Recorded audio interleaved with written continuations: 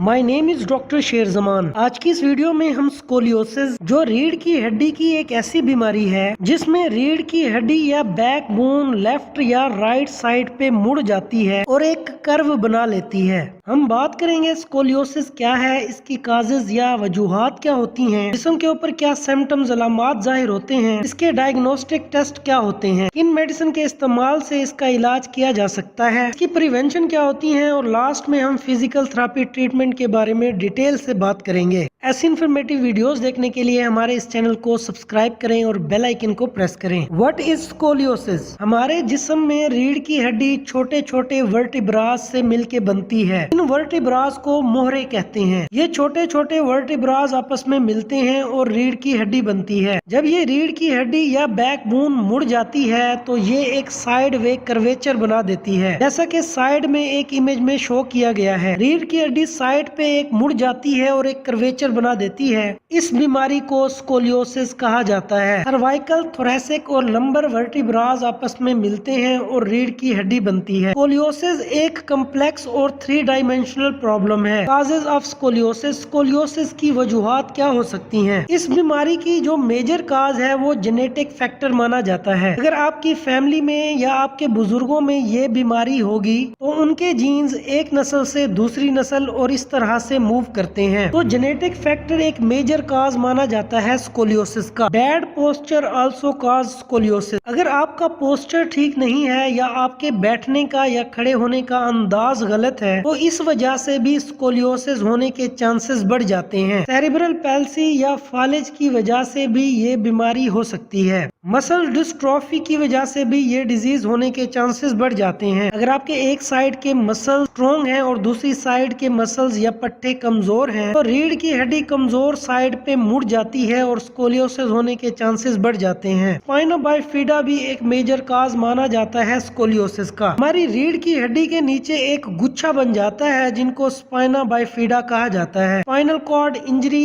Accident और trauma की वजह से और इन्फेक्शन की वजह से भी स्कोलियोसिस होने के चांसेस बढ़ जाते हैं। कॉम्प्लिकेशंस क्या हो सकती हैं? बैक प्रॉब्लम्स होती हैं, हमारी कमर में दर्द पैदा होता है। रीढ़ की हड्डी मुड़ जाने की वजह से सांस लेने में मुश्किल पेश आती है। Sign and symptoms of scoliosis, uneven shoulder, एक साइड का कंधा या शोल्डर ऊपर होता है और दूसरी साइड का कंधा नीचे होता है। बैड पोस्चर, कमर झुकी हुई महसूस होती है। जब भी हम कोई हरकत करते हैं या कोई कामकाज करते हैं तो हमारे जिस्म में खास तौर पे रीढ़ की हड्डी में दर्द होता है। अनइवन रिस्ट, एक कलाई ऊपर होगी और दूसरी नीचे होगी। हमारा एक हिप जॉइंट ऊपर और दूसरा नीचे होगा। हमारी चेस्ट में एक साइड की पसली ऊपर और दूसरे साइड की पसली नीचे होंगी। इन पसलियों को रिब गेज कहा जाता है। शोल्डर ब्लेड या स्कैप्यूला एक ऊपर और दूसरा प्रोमिनेंट होगा। ट्रीटमेंट प्लान, स्कोलियोसिस की कंडीशन में फिजिकल थेरेपी ट्रीटमेंट एक बेस्ट ट्रीटमेंट ऑप्शन माना जाता है। फिजिकल थेरेपी ट्रीटमेंट की वजह से स्कोलियोसिस को हम काफी हद तक ठीक कर सकते हैं। पेन को कम करने के लिए पेन किलर का इस्तेमाल किया जाता है। स्पाइनल इन्फेक्शन को खत्म करने के लिए एंटीबायोटिक का इस्तेमाल कर सकते हैं। बैक ब्रेसेस का इस्तेमाल किया जाता है जिसकी वजह से हम रीढ़ की हड्डी को नॉर्मल पोजीशन में रख सकते हैं। सवेयर कंडीशन में हम स्कोलियोसिस को ट्रीट करने के लिए सर्जरी भी परफॉर्म करवा सकते हैं। डेक्लोफ्लिनिक सोडियम, पेन को कम करने के लिए डेक्लोफ्लिनिक सोडियम का इस्तेमाल किया जाता है। ये non steroidal anti inflammatory drugs होती हैं जिनको एनसिड कहा जाता है। एटाफ्लेम, वोल्ट्राल, वोरन और आर्नेल जो कि 25 to 50 mg इजीली अवेलेबल होती हैं। ये मेडिसिन दिन में 2 बार इस्तेमाल की जा सकती हैं। विटामिन्स, न्यूट्रिएंट्स और मिनरल्स की कमी को पूरा करने के लिए विटामिन बी कम्प्लेक्स का इस्तेमाल कर सकते हैं। पोलिबियन, बिकोजाइम और वाइडालाइन कैमवेट शामिल हैं। ये मेडिसिन आप दिन में 1 बार इस्तेमाल कर सकते हैं। फिजिकल थेरेपी ट्रीटमेंट, मसल्स की स्टिफनेस को खत्म करने के लिए मसल्स को स्टिमुलेट किया जाता है जिनमें EMS इस्तेमाल की जाती हैं। ये मोडालिटीज और मशीन मसल्स को रिलैक्स कर देती हैं। हीटिंग पैड का इस्तेमाल किया जाता है ताकि ब्लड सर्कुलेशन को इम्प्रूव किया जा सके। बैकबोन को स्ट्रेट करने के लिए स्ट्रेंथनिंग और स्ट्रेटनिंग एक्सरसाइज परफॉर्म की जाती हैं। ऐसी इन्फॉर्मेटिव वीडियोस देखने के लिए हमारे इस चैनल को सब्सक्राइब करें और बेल आइकन को प्रेस करें।